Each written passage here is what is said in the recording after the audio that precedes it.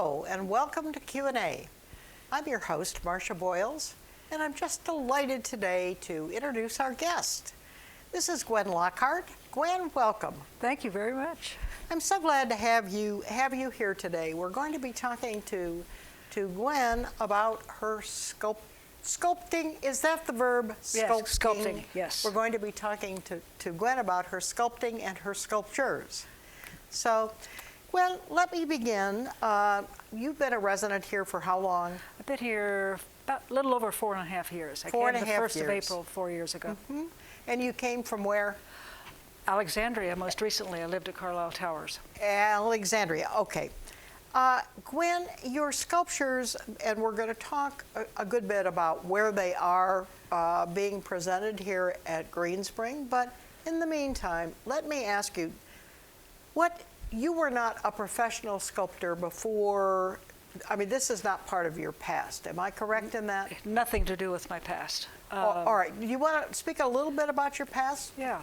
I had worked on the Hill for 27 years. I'm a journalism major, worked for Sunset Magazine out in California. Retired because I have really bad eyes. And as I was retiring, one of my friends knew that I was interested in taking an art class. And she simply said, take sculpture, even blind people can sculpt, and I said, okay. Now, wait a minute, when was this? 1993. 1990? Or 1990 for this. 1990, all right. And you were in Alexandria? Right. Were you doing it at the torpedo factory? I didn't start until 93 when my husband died. During those 3 years, I was primarily nurse, and those years are... You were caretaker. Caretaker, and beautiful, bittersweet years. I have to say they broadened my life a lot. I can believe I think that. anybody who's gone through this knows what I'm saying. Yeah, exactly. All right. So in 1990, you took your first sculpture class.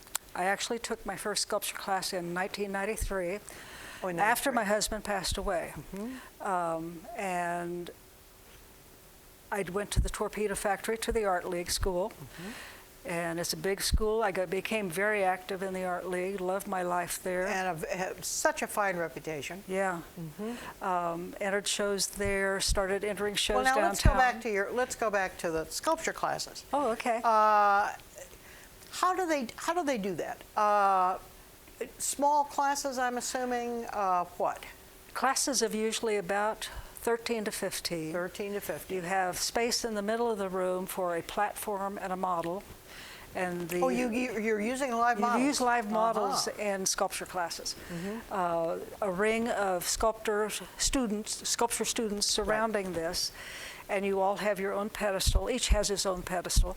And on that pedestal, you have your lump of clay. All right, so you start with a pedestal and a lump of clay. Pedestal, a board, and a lump of clay, and you just start shaping your clay. Do they just sort of throw you into this? I mean, yes. Okay. They say, so here's your block of clay, 25 pounds. Wow. Make it look like that girl. Or something. Wow. So you start by rolling snakes. And the snakes can turn into arms and legs. Then you roll balls, and balls can turn into heads. You do eventually figure this out. I see, but they're not giving you much instruction. Actually, they do. The instructors are extremely good, tremendous backgrounds. Many are Corcoran Art Gallery instructors as well. They have all made a professional mark in their life, in the art world. And yes, we do have instruction along the way. The instructor will move around his class, and he can spot the most needy one in the class. Some have experience, others are brand new and haven't a clue. And he comes around, he gets you off the ground, and then when he comes back through, you're ready for step 2, and it's wonderful. Just keep making the circle. And so it's a very creative process right from the beginning. So. From the beginning, yes, and continues to be all the way through. How long did you take classes? Oh, probably 10 years. And that includes... Really? Yeah. That includes classes at the Art League. I've also taken workshops in Italy, which that's pretty exciting too. Wow. I'd like to do that again. Let's see, I've taken a lot of workshops at the Art League. That's about it, really, as Well, far as gosh, that's a training lot. in a classroom. But I don't have any fine arts degree or anything like other artists out there in the world. My degree is journalism, so it has nothing to do with this. Well, somehow I can't believe that degrees make a whole lot of difference They in don't. sculpture. Truthfully, and as an educator, that hurts me to say, but that's absolutely Yeah. true. Okay, so we've got you in 10 years of classes. That brings you up to 2003, and all this time, are you sculpting at home on your own? Sculpting at home on my own, sculpting in my classes when I have classes. When you're taking classes, you're fairly productive. You're producing one sculpture every 3 weeks. You're pressured to keep moving because the model changes How often are the classes? once a week. Once a week, okay. All right, and it's the expectation is that you will be done at the end of 3 weeks of class, of that, since the model changes. Done enough that you can take it home and finish it. I see, all right. Yeah, that would put pressure on. The way I work, quite honestly, I finally reached the point that I'm kind of, once I get my figure formed out, just in basic form, get the relationships, I'm pretty much on my own. I don't even look at the model. If I feel like the arm should go up, I'll put the arm up. All right. It's in my head what I'm working from. All right, that would make sense. So you're not really terribly concerned with reproducing the exact image of the I don't model. even use models anymore. I use pictures, and I have this array of pictures, and I like that gesture. No, it's better if it looks. I just so you're form it in using my own. pictures. That's to get ideas, but then it ends up being my own. I can assure you, I feel it's my own. Do you ever put your arm out and sort of model your own arm? Yeah. I have sculpture of my hand. It's a very nice sculpture. Yeah, but I could certainly see that you would almost have to do that. Yeah. If you're not working for a model. Yeah. Okay. All right. Very interesting. All right. So now we have you sculpting at home, and you're doing this every day almost. Every other day, I'd say. Every other day. I think I'm too socially oriented to confine myself to every day. I really am. It's a flaw, not a Well, positive no. thing. I mean, it's a it would flaw. seem like a healthier mix. I have to stop and play anymore. Okay. All right. Well, we won't ask you about your playing. We'll leave that for another program, perhaps. All right. Tell us what the process looks like. It is a very lengthy process if you go all the way into bronze. I accidentally moved that, sorry. If you're just preparing it in clay and you plan to let it dry and fire it, that usually takes maybe a month to 6 weeks. That's what this figure is right here. It is terracotta. It's a clay figure. I let it dry, had it fired, put a patina on it. But why does it weigh so much? It's solid clay. Solid clay. All right. All right. And you put almost a bronze-like finish on it, don't you? Yes, not always, but this particular time I did. Yeah, and I mean, it's almost hard to tell. Well, not hard to tell, I guess, what I really Many look at of the mine two. are hard to tell. You have to literally go ping to find out if it's a bronze or clay. And you Okay. can tell when you go ping. Yeah. Because yeah. this goes thud. I can see that, and it feels different. All right, so you're starting out, whatever you're going to do, with a clay model. All right, and so, I should, at this point, bring up, I use 2 different kinds of clay. One is water-based clay that you can fire and take it the terracotta route. The other is an oil-based clay, and you can never fire it. It never gets hard. It has to be molded and cast in something. Oh, I see. All right.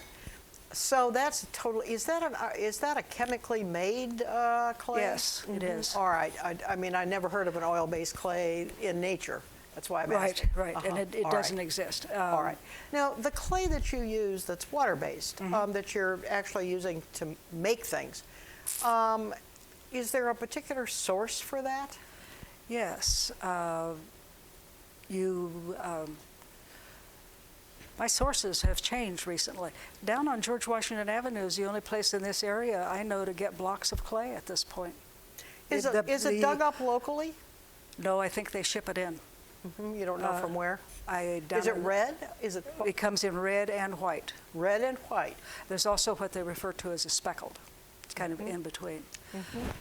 You know, I think of, particularly over in the valley, Brown. red clay down south. And there's a brown clay as well. Oh, brown yes. is pretty when it's fired. That's a pretty clay. And sort of a yellow clay. Okay. They do come in different colors. And I suspect they have different constituents. Yeah. Indeed, Different consistencies is the word I'm looking for. it is a different consistency. Some Does it matter? I mean, is it harder or easier with one type of clay versus another? The biggest factor making a difference is whether it has a lot of grog in it, that being ground up terracotta, making it harder and firmer and drier. Okay. If it has a lot of grog, it's harder to work with, but in the long run, it's easier to work with because this arm doesn't fall off or bend down All every right. time So you go it's to stiffer. work on a leg. It's stiffer. It's All right. Okay. All right. So you're molding your clay, and you've got to keep it damp, don't you? the water base, yes, has to stay damp. That's the great part about oil-based clay. You can walk away and leave it. It doesn't dry out. Yeah, I can believe that. All right. So when you finish, you drape a wet cloth over it. And you bag it. Keeping it wet involves a lot. You have to drape cloths over it, then you bag it in a couple of bags, make sure you sealed it tight. Oh, you do? And you still have to spray it every 3 or 4 days or it's going to get too hard on you. When you're working, are you spraying it too? Oh, yes. Yes. Okay. Constantly you have a spray bottle. Okay, to keep it malleable. Right. All right. How long would it take you to make one of these two? To make the basic figure, probably about 3 or 4 weeks. 3 or 4 weeks. Working every other day for a couple of hours. Yeah. Probably. All right. And then, depending on the direction I go, I would then either decide, okay, I'm going to fire it and it's going to be a terracotta piece, or I might decide I'll fire it and then decide. And this still could be molded and cast. In doing so, this would come out, it would break this original to pieces, more than likely. I see. All right. So you would ruin the original in the process. All right. Let's take a look at this. This is a cougar. That is the cougar, and it's in wax. Oh, this is in wax. That's the wax version. If I took my fingernail, would You it? could scratch it. I could scratch it. All right. I won't. All And right. that is about the middle of the road on the bronzing process. All right.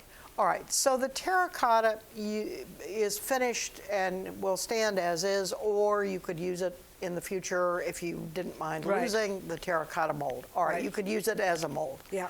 All right. So this is the first. Now, how in the dickens do you make something out of wax? Well, you take this terracotta original or the oil-based original, whichever it is, and you have to make this mold over here. This is a mother mold and a rubber mold. Now, and wait a the minute. Wait a minute. All right. So, in other words, you've got your terracotta mold. or the original. The original. Have you fired it? Yes, you have fired it. Oh, so it's hard. It's hard. All right. So it would be like this. Okay. So you then make a mold out of it, Yes, or for it. yes. All right. And this is a mold. This is a mold. This is a very large mold, but I deliberately bought it so it matched this piece. Is this the mold for this? Yes. I see. All right. Yes. All right.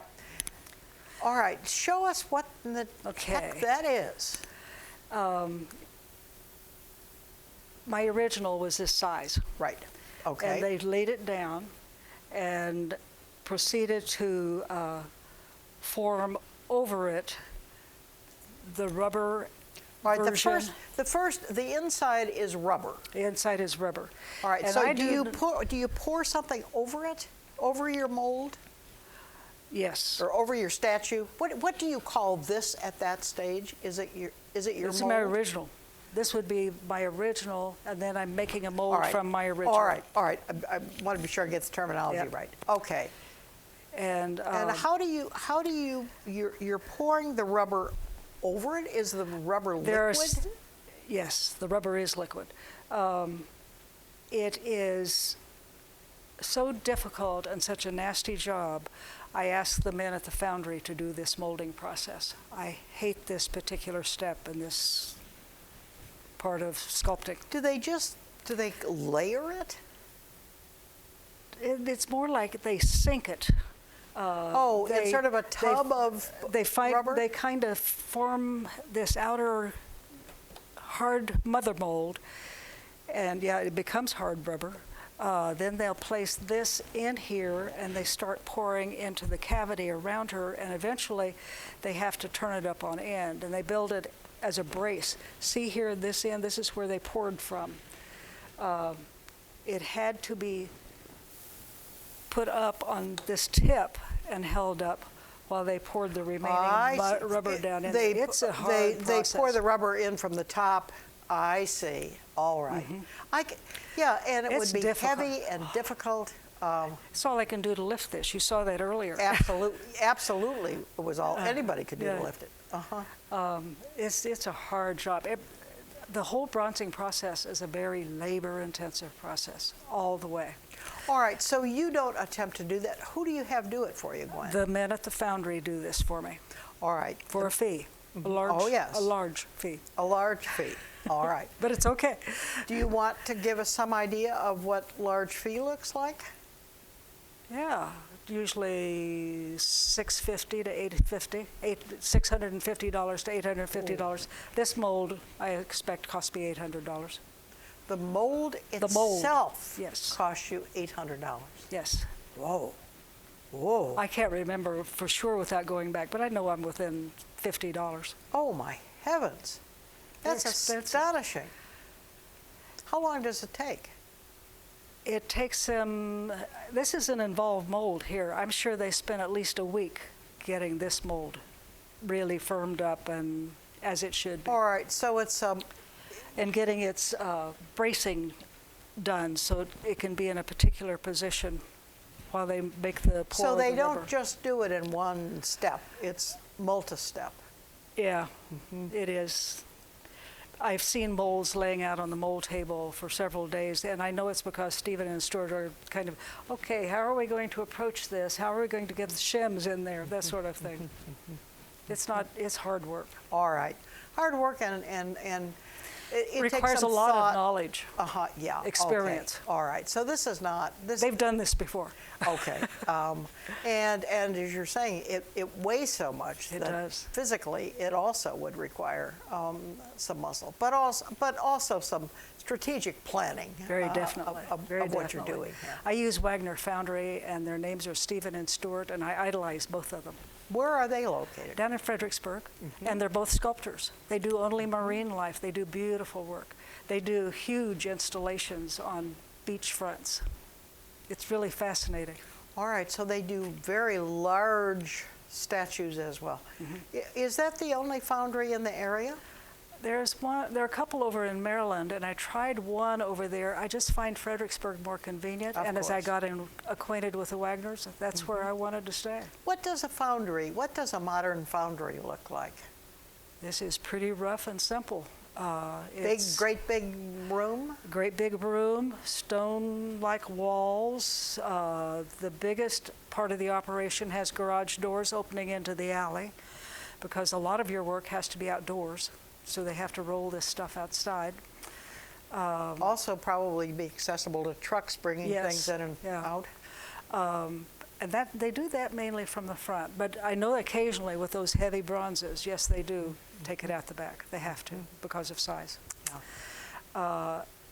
In the particular case of the Wagners, they have the front part of their building is a gallery showing their work. It's really nice for people to visit. Behind that door, it opens into the foundry. It's one giant room with four sub-rooms, smaller rooms when I say sub-rooms. And each of those rooms has a different purpose. The molding is done over here in the larger room, and then they pour the wax. And as this is sitting upright on its tip in this cage that it's in, they pour wax down in this hole that you see that's very obvious here. and they create a wax form of what I have here. That's how this cougar All right, was so this made. is the intermediate stage. Yes, it is. Uh-huh. And now we're getting to that term lost wax process.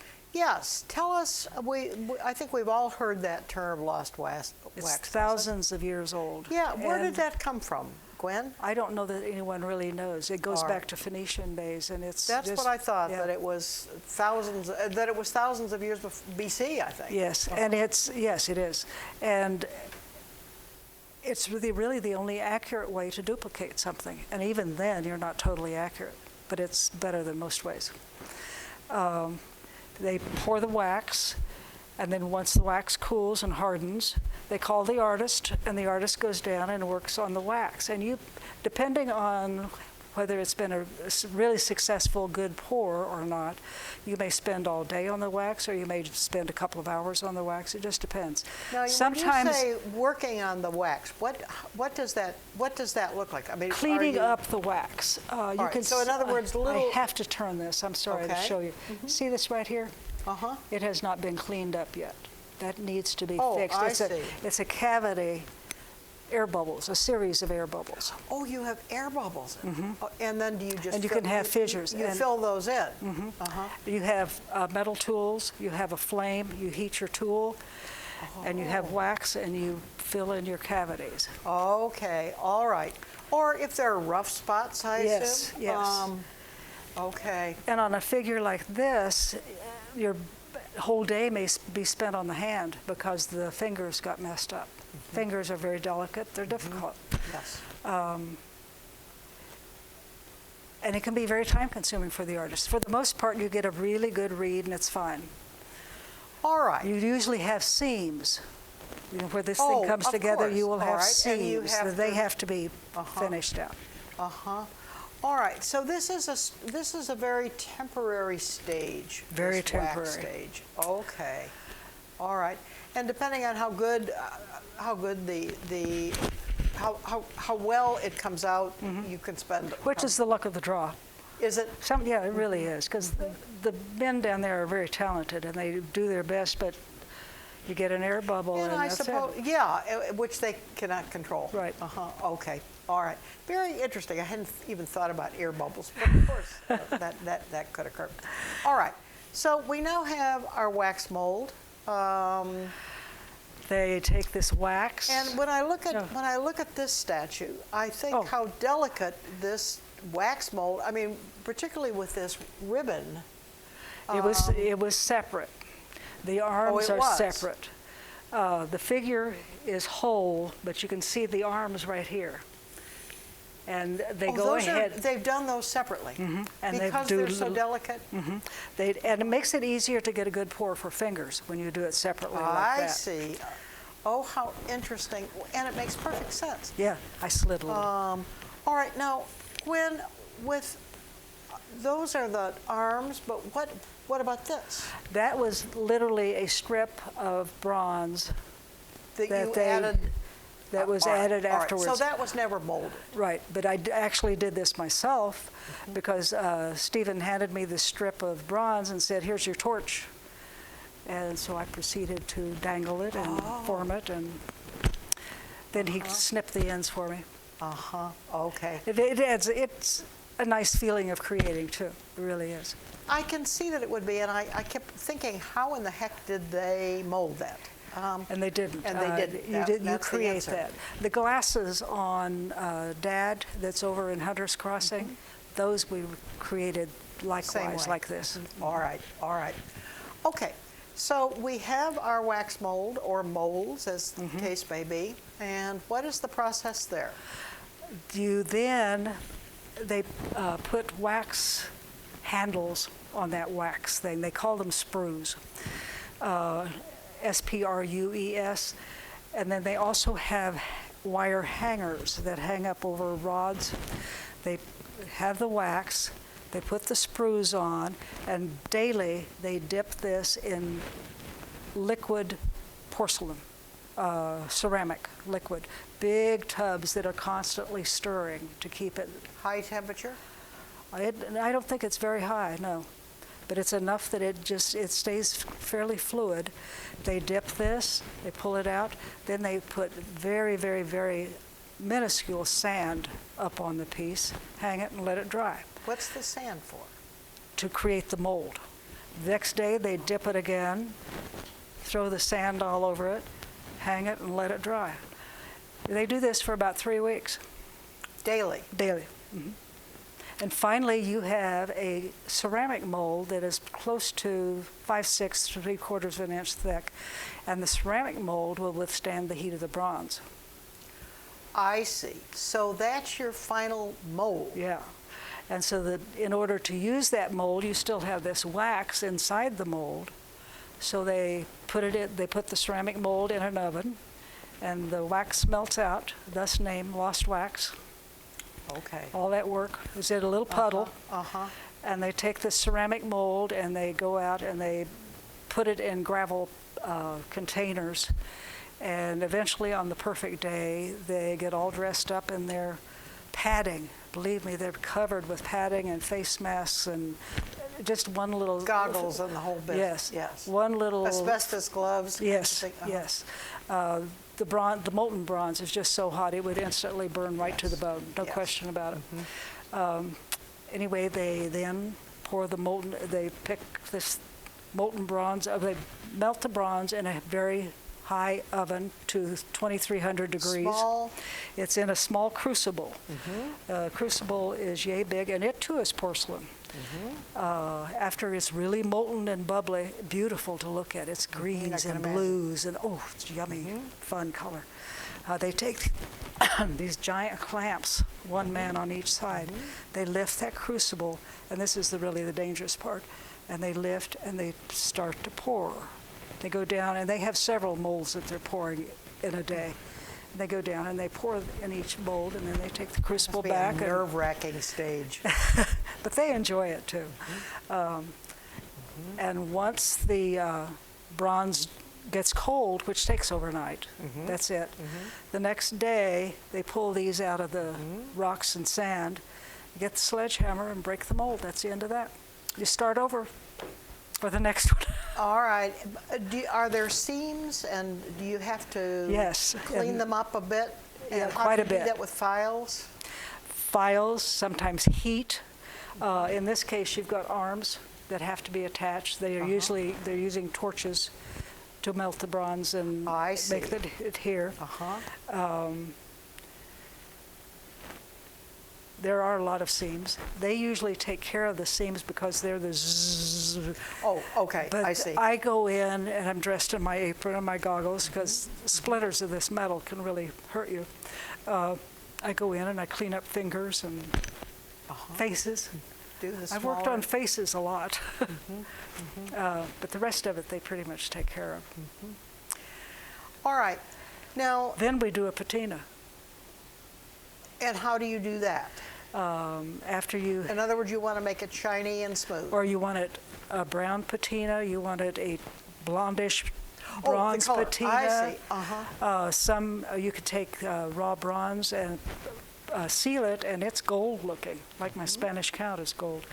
There's a lot of you put. It depends on the chemicals that you spray on it.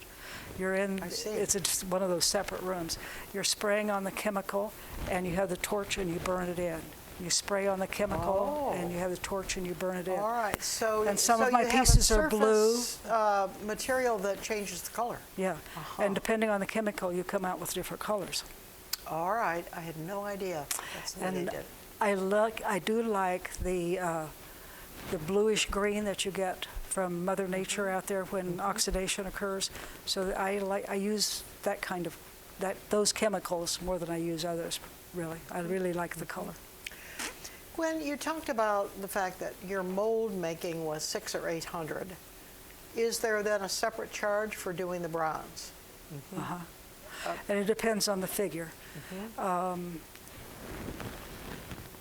Cost on that one for bronze was probably $850.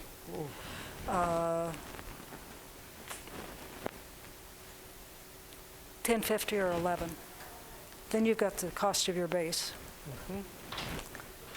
There's a lot of cost. All right, I had no idea. And you have to start out high, because you just have to cover your costs. Absolutely, and that is a lovely figure. Thank you. It's just terrific. Her name is Mystic Muse. Mystic Muse. Well, she is absolutely charming. Thank you. Gwen, before we close up here, tell us where at Green Spring we can see your sculptures. I'm happy to say that I've been in those upper niches at Hunter's Crossing In the lobby of Hunter's Crossing since last April, and I have changed out everything at this point. I have 8 new pieces up there. How often do you change them? I was changing about every 3 months, so I'm now on my 3rd set of things. I have enough inventory that I can continue for a while. Wow. Like and there are another year. There are 8 niches. Uh-huh. All right, now one final question. So folks need to go into the Hunter's Crossing lobby, and when you're entering, look to your left, and you will see these wonderful sculptures and all of the niches. And I pride myself in action, the movement in my sculpture. And they're all about that size, aren't they? Pretty much, pretty much. As I recall. One last question, are they for sale? They are. I haven't totally lost interest in that. I do have extras of various pieces, and they are for sale, definitely. Can you give us a range, a price range? Yeah. $1,800 to $3,800, depending on the piece. All right, $1,800 to $3,800. That gives folks an idea. With the cost you're talking about, it's easy to get that high. Oh, it really I is. absolutely believe it. And I love what I'm doing. I'm kind of at the point, I don't want to handle this part of it anymore at all. It's just too rugged for me. Oh. But I still want to create, and I still want to maybe take something into bronze. So we'll see. So you're still working. I'm still working. I closed. I was with the Loft Gallery down in Occoquan. I had both my studio there, and I was in the gallery there. In April, everything came home. It was like moving again. So you're working out of your apartment? Yes. I had to eliminate the guest bedroom. I now have a show area in my office in that room.